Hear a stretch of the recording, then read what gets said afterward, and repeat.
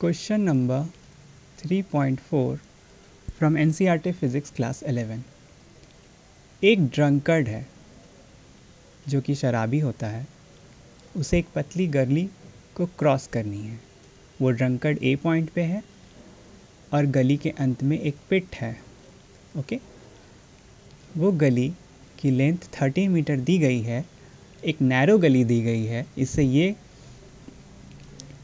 मान सकते हैं कि ड्रंकर्ड या तो आगे जाएगा या तो पीछे जाएगा, उसका लेफ़्ट और राइट जाने का केस नहीं बनता। नाउ क्वेश्चन में ये दिया गया है कि वो पहले 5 सेकंड में 5 मीटर ट्रैवल करता है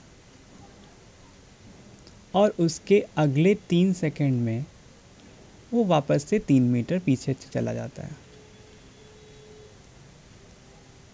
ओके, सो यहाँ पे सवाल ये है कि इसका, इन जनाब का हमें डिस्टेंस टाइम ग्राफ प्लॉट करना है और डिस्प्लेसमेंट टाइम ग्राफ प्लॉट करना है टू बी प्रिसाइज, और ये बताना है कि वो पिट में कितने समय बाद गिरेंगे। सो सबसे पहले इस डेटा से मुझे ये पता चल रहा है कि वो 8 सेकेंड लगाते हैं 2 मीटर कवर करने में। ओके, लेकिन इस 8 सेकेंड में वो मैक्सिमम 5 मीटर को भी टच कर सकते हैं, टच कर देते हैं एक्चुअली। ठीक है, अब ब्रैकेट में लिख देता हूँ इन 5th सेकेंड।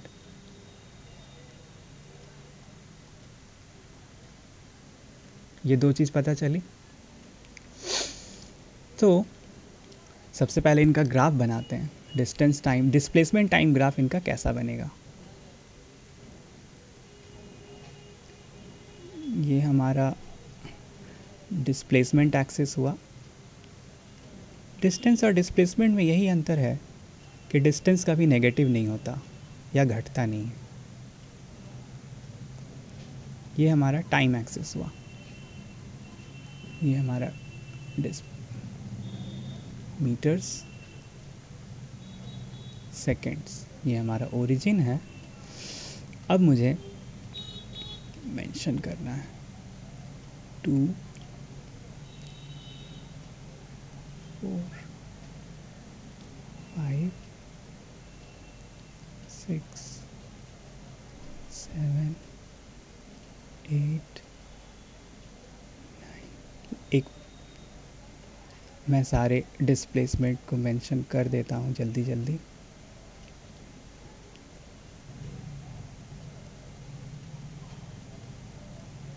ओके, टाइम भी मैं मेंशन कर देता हूँ 5 सेकेंड्स।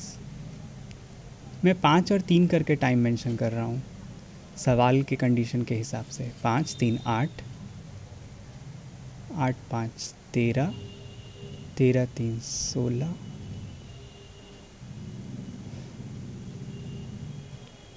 24, 21 3 24, 5 29, तुरंत हो जाएगा 32 एंड 37। ओके, नाउ पहले 5 सेकंड में वो 0 से 5 मीटर रीच कर जाता है, यानी इस पॉइंट पे पहुंच जाता है। मैं अभी सिर्फ पॉइंट बनाता हूँ। अगले 3 सेकंड के बाद वो 2 मीटर पे चला जाता है। ओके, फिर अगले 5 सेकंड के बाद वो 7 मीटर टच करता है। अगले 3 सेकंड के बाद वो 4 मीटर पे चला जाता है।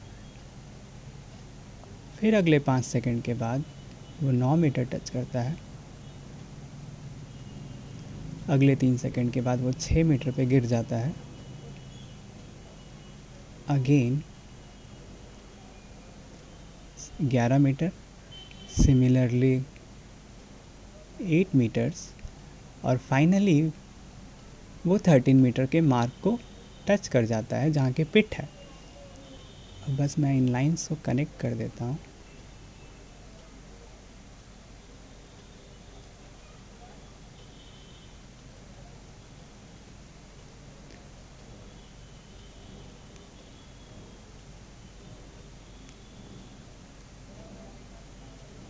Okay okay, done. यहाँ पे पिट मेंशन कर देते हैं। हाँ, तो इस ग्राफ से हमें ये भी पता चल रहा है कि 37 सेकेंड्स के बाद वो पिट में गिर जाता है, फॉल्स इनटू द पिट।